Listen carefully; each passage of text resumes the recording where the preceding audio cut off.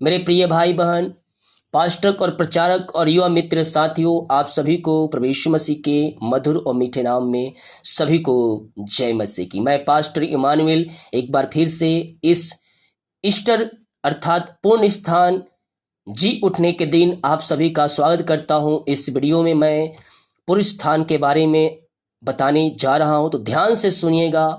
संसार के इतिहास में वह सबसे अद्भुत घटना हुई जब यीशु मसीह 3 दिनों तक मृतक रहने के बाद कब्र से बाहर निकल आए। हालेलुया। जब उसके शिष्यों ने उससे देखा तो उन्हें अपनी आंखों पर विश्वास नहीं हुआ। उन्होंने सोचा कि वह एक आत्मा है, परंतु यीशु ने उनसे कहा, मेरे हाथ और मेरे पांव को देखो कि मैं वही हूं। मुझे छू कर देखो, क्योंकि आत्मा के हड्डी मांस नहीं होता जैसा मुझ में तुम देखते हो। हालेलुया। यह कहकर उसने उन्हें अपने हाथ पांव दिखाए। जब आनंद के मारे उनको प्रतीत ना हुई और वे अतिशय करते थे, तो उनसे उन्हें पूछा, क्या यह तुम्हारे पास कुछ भोजन है? उसके चेले उस पर विश्वास नहीं कर पा रहे थे। उन्हें विश्वास दिलाने के लिए यीशु अपने चेलों से कहता है, क्या तुम्हारे पास कुछ भोजन है? उन्होंने उसे भुनी हुई मछली का टुकड़ा दिया, उससे लेकर उनके सामने खाया। ये लूका 24 के 39 और 43 पदों में हम पाते हैं। अंत में उन्हें विश्वास हो गया कि वह सचमुच में फिर से जीवित हो गया है। परमेश्वर ने उन्हें अंत जीवन दिया है, जैसा कि प्रकाशित वाक्य में यीशु कहते हैं कि देख, मैं युगायुग जीवित हूं। प्रकाशित वाक्य 1 अध्याय के 18 वचन। मेरे प्रियो, यीशु उनके पीछे चलने वालों को भी जी उठाएगा। जो यीशु के पीछे चलते हैं उनको भी यीशु जिया उठाएगा। यीशु ने अपने शिष्यों को सिखाया है कि वे भी मृतकों में से जी उठा दिए जाएंगे।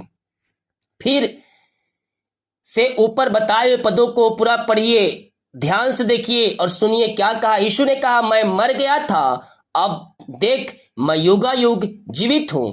मृत्यु अधलोक की कुंजियां मेरे ही पास है। प्रकाशित वाक्य 1 के 18 में यीशु कहते हैं, मैं मर गया था और अब देख मैं युगायुग जीवित हूं। मृत्यु और अधलोक की कुंजियां मेरे ही पास है। अतः मेरे प्रियो, यदि आपके पास किसी दरवाजे की कुंजी अर्थात चाबी है, तो इसका मतलब यह है कि आप उस दरवाजे को खोल सकते हैं। यीशु के पास अधलोक की कुंजियां है।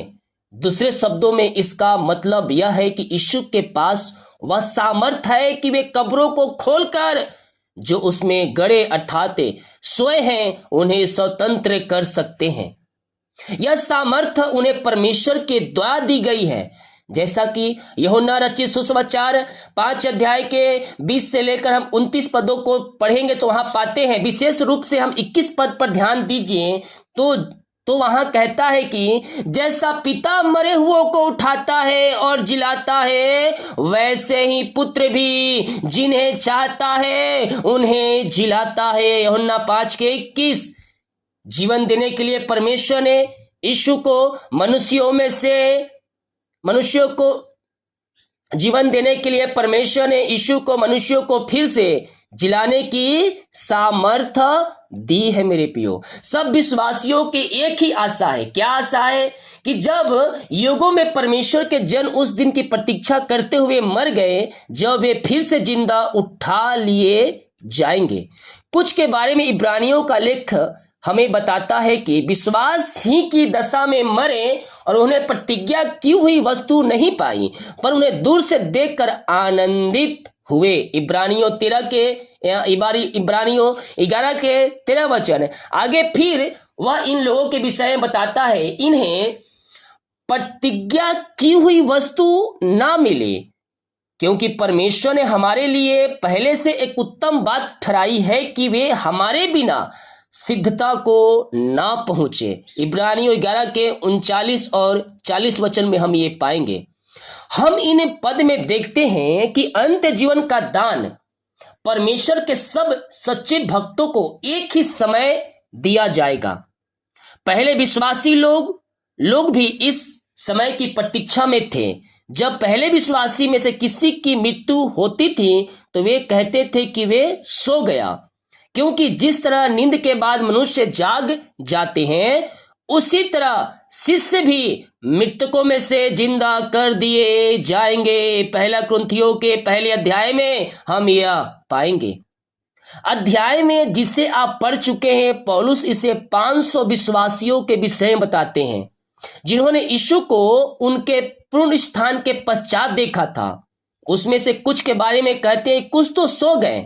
पहला कुरिन्थियों के 15 अध्याय के 6 वचन, पुनरुत्थान कब होगा, यानी कि हम कब जिलाए जाएंगे, यीशु मसीह कब आएगा, इस बात को लगभग 2023 वर्ष बीत गए जब प्रभु यीशु मसीह का पुनरुत्थान हुआ। जो लोग विश्वास से मरे गए उन्हें यीशु कब जिलाएगा, ये प्रश्न है मेरे प्रियो। प्रेरित पौलुस इस प्रश्न का उत्तर हमें देते हैं। पहले कुरिन्थियों के 15 अध्याय में वह कहता है कि जैसा आदम में सब मरते हैं वैसे मसीह में सब जिलाए जाएंगे। अर्थात आदम के पाप के द्वारा हर एक व्यक्ति मृत्यु को प्राप्त कर रहा है, तो आदम के द्वारा मृत्यु आई तो मसीह के द्वारा जीवन आएगा। वैसे ही मसीह में सब जिलाए जाएंगे, परंतु हर एक अपनी अपनी बारी से पहला फल मसीह, फिर मसीह के आने के बाद उनके लोग। पहला कुरिन्थियों 15 अध्याय के 22 और 23 पद हम देख चुके हैं कि यीशु मसीह परमेश्वर का राज स्थापित करने और पूरी पृथ्वी पर राज करने के लिए वापस आ रहा है। जब प्रभु यीशु यह राज स्थापित करेंगे तो वे मरे हुओं को उठाएंगे, तब वे जो विश्वासी है उन्हें अंत जीवन दिया जाएगा और यीशु के साथ पृथ्वी पर राज करने में सहायता करने के विशेष अधिकार का आनंद उठाएंगे।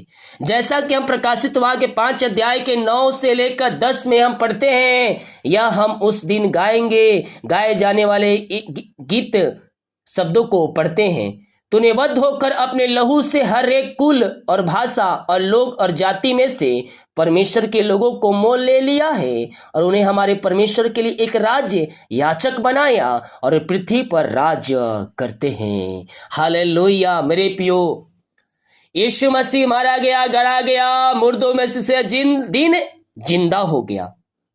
तो आशा करता हूं आपको पुनरुत्थान, ईस्टर, यीशु कब आएगा, विश्वासी जो हैं वो कब जिलाए जाएंगे, इन सारे प्रश्नों का उत्तर आपको मिल गया होगा इस वीडियो के इस वचन और इन मैसेज के द्वारा। तो इस वीडियो को शेयर करें ताकि और भी लोग पुनरुत्थान और ईस्टर के दिन को सही से जानकर अपने जीवन में आशीषों को प्राप्त कर सकते हैं। हालेलुया। सभी को जय मसीह की। God bless you all. आमीन।